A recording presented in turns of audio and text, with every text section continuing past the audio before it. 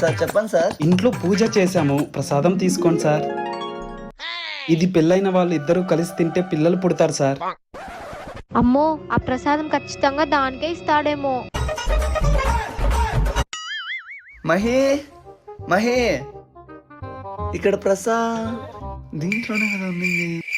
పద్దు ఇక్కడ రాయే. చెప్పు కార్తీక్. ఇక్కడ ప్రసాదం పెట్టిన చూసినావా? ఏ ప్రసాదం కార్తీక్? ఓహో, మరి ఇదేంటమ్మా? అంటే అది తనకంటే ముందు నాకే పిల్లలు పుట్టాలని తినేసానండి. ఒక్కరు తింటే కాదే, ఇద్దరు కలిసి తినాలి.